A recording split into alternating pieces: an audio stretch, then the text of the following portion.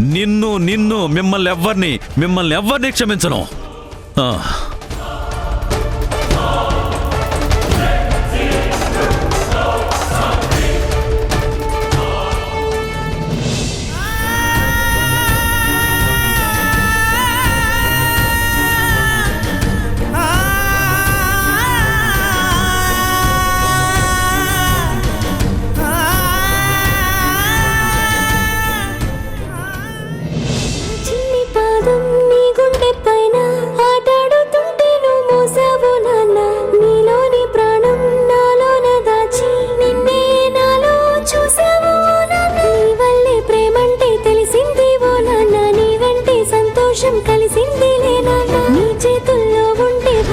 వెళ్ళిపోండి.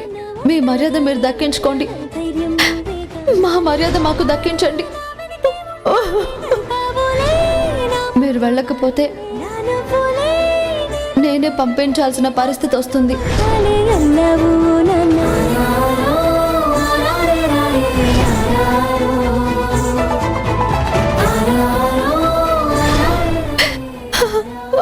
నన్ను క్షమించండి నాన్న. నా నోటితో నేనే మిమ్మల్ని ఇంటి నుంచి వెళ్ళిపోమన్నాను. ఆ పాపం ఊరికే పోదు, నన్ను జన్మ జన్మలకి వేధిస్తుంది. కానీ మీ మీద నాకు ఎలాంటి కోపం లేదు నాన్న. నేను కోపంతో మిమ్మల్ని అలా అనలేదు. నా మీద నాకే, నా బ్రతుకు మీద నాకే కోపం, అసహ్యం వేస్తోంది, భయం వేస్తుంది నాన్న. ఆ భయంతోనే మీ ముందు ఉండలేక, మీ మొహం చూడలేక మీకెలా సమాధానం చెప్పాలో నా మనసుకు అర్థం కాక నేను ఇక్కడికి వచ్చాను.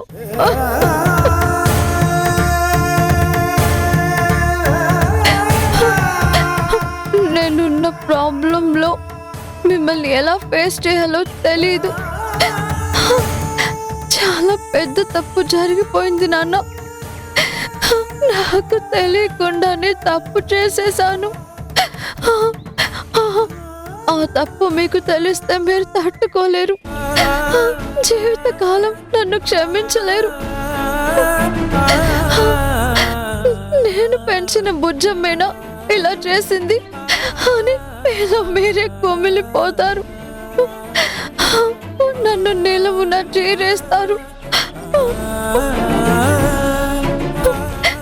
తర్వాత నా మీద ఉన్న ప్రేమతో మీరు బతకలేరు.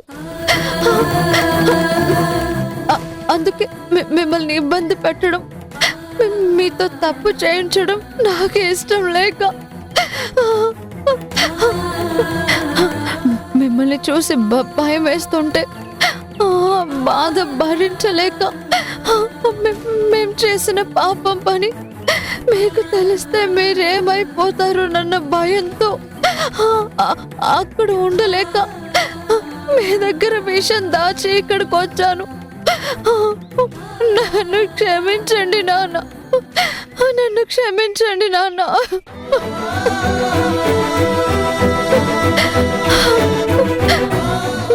మీరు నేను ధీరజ్ని పెళ్లి చేసుకోవడానికి వచ్చాననుకుంటారు, లేక మా అమ్మ నాన్నల దగ్గరకు వచ్చారనుకుంటారు, మీ ఇష్టం. మీరెలా అనుకున్నా తప్పు లేదు. మీ కోపం కొన్నాళ్లే కదా, ఆ తర్వాత నన్ను తప్పకుండా క్షమిస్తారన్న నమ్మకం నాకుంది. కానీ ఇప్పుడు నేను అన్న మాటలకి నన్ను క్షమిస్తారా, క్షమించగలరా అన్న అనుమానం కూడా నాకు వస్తుంది నాన్న. జరిగిన దాని గురించి మీరు నన్ను తిట్టుకున్నా, అసహించుకున్నా నేను భరించగలను. కానీ ధీరజ్కి నాకు మధ్య జరిగిన విషయం మీకు తెలిసి ఆ వీడియో మీకు చూపిస్తే ఇక జీవితంలో నా ముఖం మీకు చూపించలేను. మీరు చూడడానికి ఇష్టపడరు. అది మీ కంట పడితే మీ గుండె బిలబిలలాడిపోతుంది.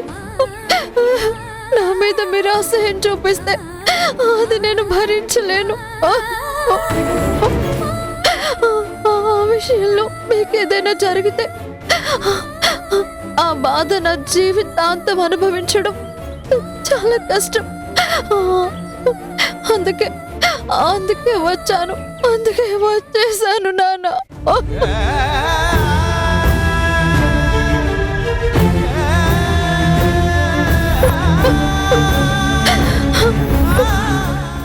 మీ ప్రేమని, మీ పెంపకాన్ని మర్చిపోయి రాలేదు, తప్పించుకోవడానికి వచ్చాను. కానీ మీ మీద కోపంతో కాదు. అసలు నాకు మీ మీద కోపం లేదు నాన్న, రాదు. మీరు చూపించిన ప్రేమకి ప్రతిఫలం ఇదేనా అని మీరు బాధపడొచ్చు. తప్పని పరిస్థితుల్లో తప్పక అనాల్సి వచ్చింది నాన్న. ఎవరు కన్నారు అన్నది కాదు నాన్న నాకు ముఖ్యం. ఎవరు ప్రేమగా పెంచారు అన్నది ముఖ్యం.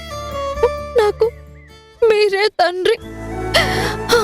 నా మనసులో గొప్ప తండ్రి స్థానం ఎప్పటికీ మీదే. నన్ను క్షమించండి నాన్న.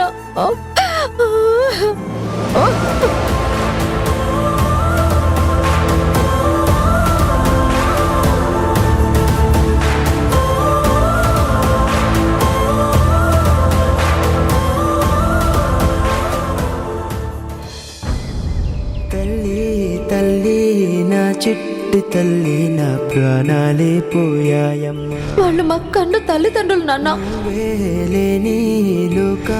మీకు రమ్మనే హక్కు ఎంత ఉంటుందో వాళ్ళకి ఉండమనే హక్కు అంతే ఉంటుంది కదా. మాకు మేమే వచ్చాం కానీ వాళ్ళు మాకు ఎలాంటి ఆశ చూపించలేదు. ఏ జన్మలో పాపమే నేను చేశాను, ఈ శిక్షే వేశావమ్మా.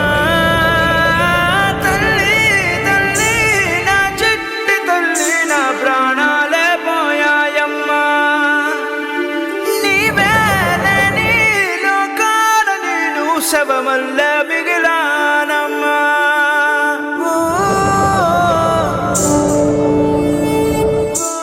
నేను బాలు కావాలనే వచ్చాం. మేమిక్కడి నుంచి రాము. ఇదే మా ఇల్లు. వాళ్ళే మా అమ్మ నాన్న.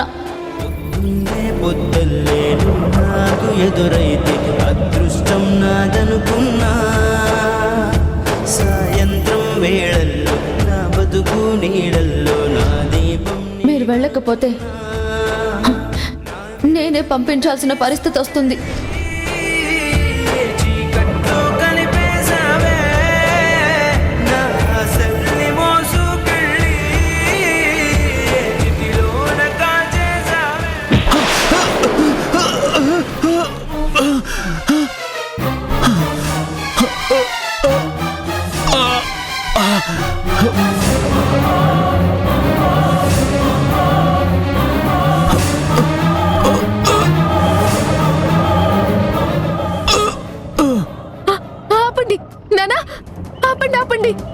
అయ్యో అయ్యో సార్, ఏమైంది సార్? సార్ సార్ లేవండి సార్, లేవండి సార్. సార్ ఏమైంది సార్? సార్ అయ్యో సార్, సార్ లేవండి సార్. నానా ఏమైంది నాన్న? ఏంటి నాన్న ఇలా పడిపోయారు? ఒడ్డు మీద ఏంటి ఇలా ఉన్నారు? ఏమైంది నాన్న? దెబ్బలేమైనా తగిలాయా? చెప్పండి నాన్న, చెప్పండి నాన్న. వాళ్ళ అమ్మాయి వచ్చినట్టుంది, పదండి మనం వెళ్దాం. పదండి. నానా ఏమైంది నాన్న? ఇలా రోడ్డు పక్కన పడున్నారేంటి నాన్న?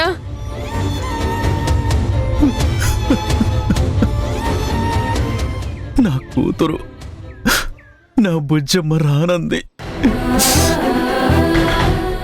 నువ్వెందుకు వచ్చావు ఇక్కడికి? పావుతలు కానీ నన్ను గెంటేసింది. ఈ గుండెల మీద ఆడించి పెంచిన నా బుజ్జమ్మ ఇప్పుడు నా గుండెల మీదే తన్నిందమ్మా. ఎంత బలంగా తన్నిందంటే తట్టుకోలేకపోతున్నానమ్మా. ఈ తండ్రి పిచ్చి గుండె విలవెల్లాడిపోతుందమ్మా. ఎంత గారాబంగా ఈ గుండెల్లో పెట్టుకుని పెంచానో అంత కఠినంగా నన్ను గెటౌట్ అన్నంత పని చేసింది. నా పిల్లలు అని ఆరాట పడిపోయానమ్మా. ఏళ్ల తరబడి ఆరాటాన్ని క్షణంలో నీరుగార్చేశారు.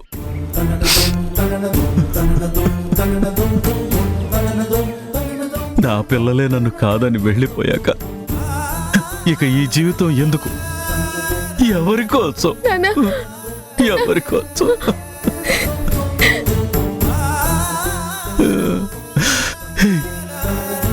నేను ఎవరిని చూసుకోవడానికి బ్రతకాలి? ఎవరి భవిష్యత్తు కోసం బ్రతకాలి? అయిపోయాయి ఆశలు, అడియాసలు అయిపోయాయమ్మా.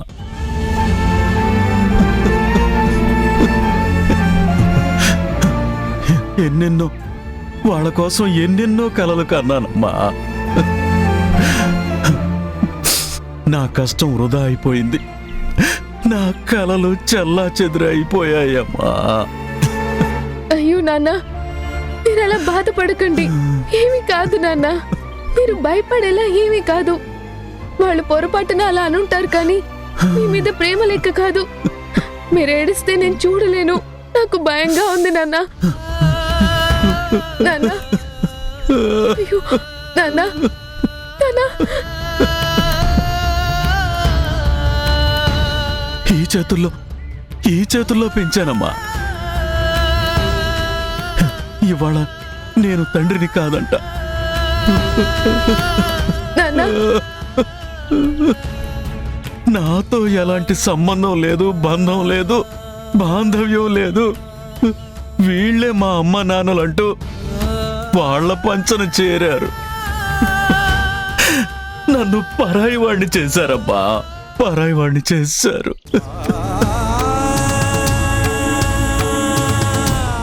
ఖచ్చితంగా వాళ్ళేదో మాయ చేశారు. నా బిడ్డల బుర్రలు తొలిచేశారు.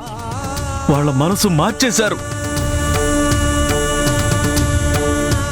అయ్యో పెంచాడు కదా, పాపం అన్న జాలి కూడా వాళ్ళకు లేదు. నాన్న కదా అన్న దయ వాళ్ళకు కూడా లేదమ్మా.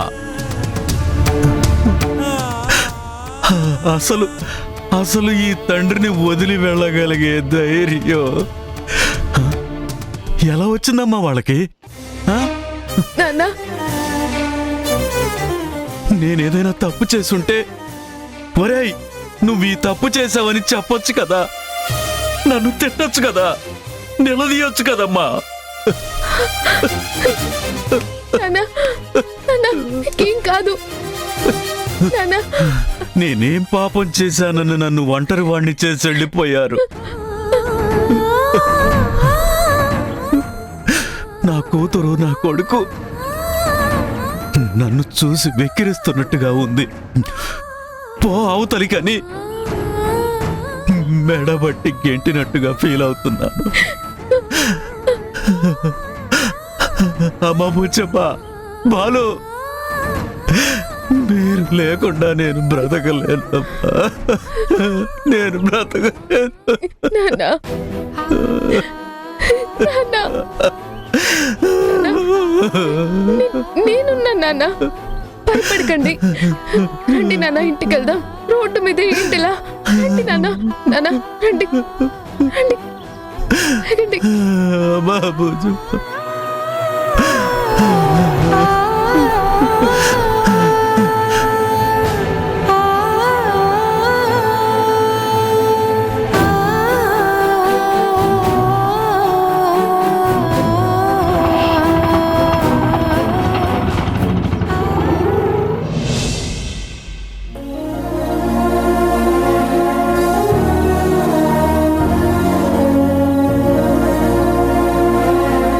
వాళ్ళు మా కన్ను తల్లిదండ్రులు నాన్న.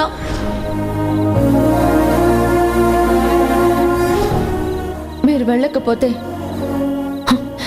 నేనే పంపించాల్సిన పరిస్థితి వస్తుంది.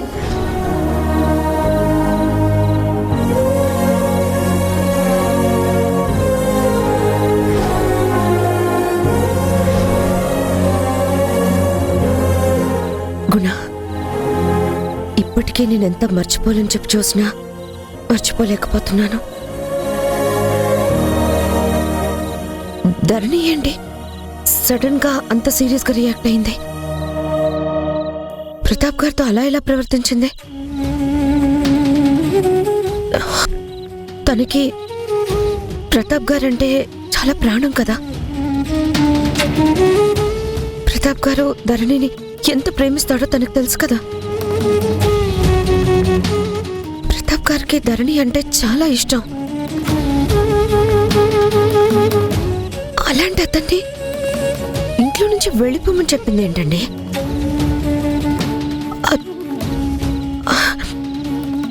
నువ్వో నేనో మాట్లాడాల్సిన మాట తనెలా మాట్లాడింది?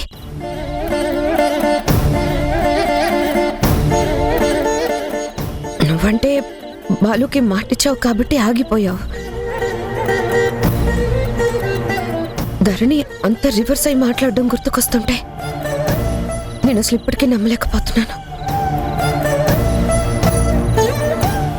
కానీ ప్రతాప్ గారు మనల్ని చాలా అపార్థం చేసుకుంటున్నాడు కదా. చేసుకుంటాడా ఏంటి? ఆల్రెడీ చేసుకున్నాడు. మనమే ఇదంతా చేయిస్తున్నాం అనిపిస్తున్నాం అని ఫిక్స్ అయిపోయాడు. కానీ దానికి మనం బాధ్యులం కాదు కదా. అతను ఏమనుకున్నా మనం చేయగలిగేదేముంది? తప్పు ప్రతాప్ది కూడా ఉంది. మన ఇంటికొచ్చి అతను అలా ప్రవర్తించి ఉండకూడదు. ధరణి చాలా అప్సెట్ అయింది. అందుకే తను తొందరపడి మాట జారానని బాధపడుతుందని ఇప్పటికీ నాకు అనిపిస్తుంది. ఈ గొడవ వల్ల ఇంకా డిప్రెషన్లోకి వెళ్తుందేమోనని భయం కూడా వేస్తుంది.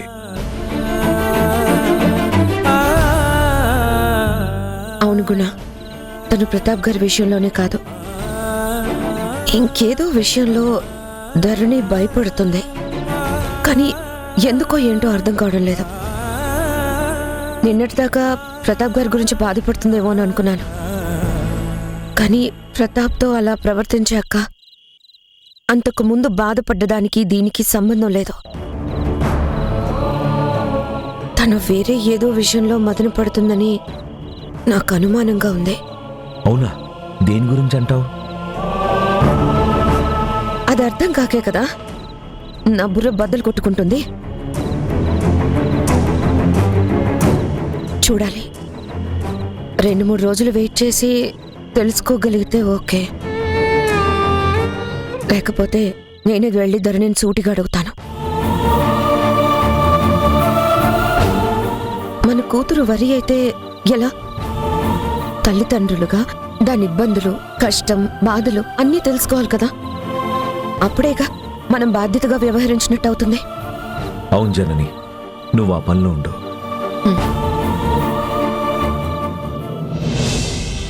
ధరణి, ఎక్కడున్నావా? నీకోసం ఇల్లంతా వెతుకుతున్నాను తెలుసా? ఏంటి బాధపడుతున్నావా? మార్నింగ్ జరిగిన దాని గురించేనా?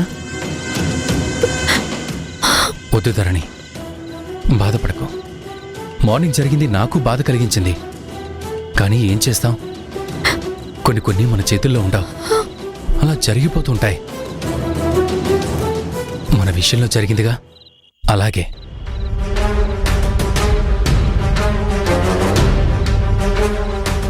అయినా కూడా పొద్దున జరిగిన దాంట్లో నీ తప్పేమీ లేదు. నువ్వు బాధపడాల్సిన అవసరం అస్సలే లేదు. ఏంటో పూజ అవ్వగానే వాళ్ళు నీ మనసులో ఉన్నది ఏదైనా కోరుకోమంటే నువ్వు మన పెళ్లి గురించి అత్తయ్య మావయ్యకి చెప్తావని ఆశపడ్డాను.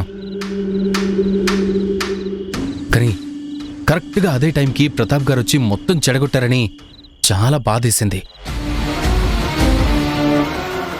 ఏంటో మన పెళ్లి రాసుందో లేదో. నీకు చెప్పే అవకాశం వాళ్ళు ఒప్పుకునే టైం వస్తుందో రాదో భయంగా ఉంది ధరణి. ఏదైనా నువ్వు ధైర్యం చేసి మాట్లాడితే కానీ మన పని జరగదు. నువ్వు మాట్లాడితే ఖచ్చితంగా ఒప్పుకుంటారు. నువ్వు మాట్లాడకపోతే ఏ క్షణాన ఏం జరుగుతుందని నాకు భయంగా బాధగా ఉంది ధరణి.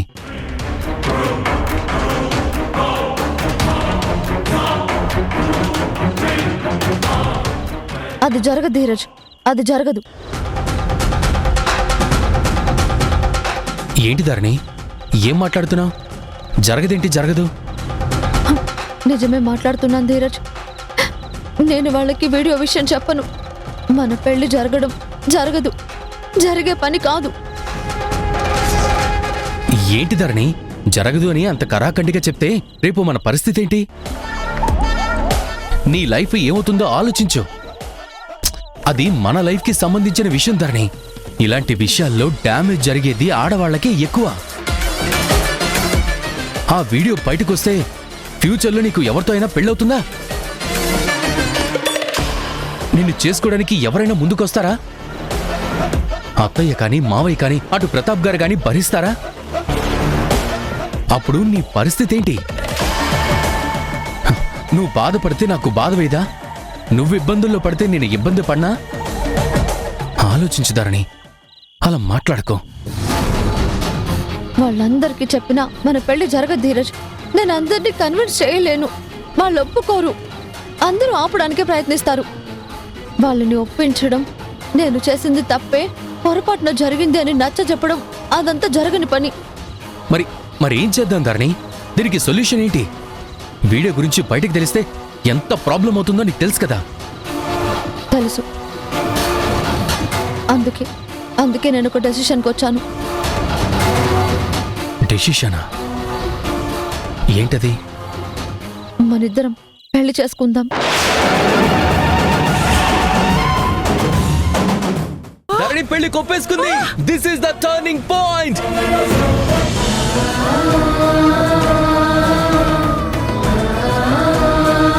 హలో మధు.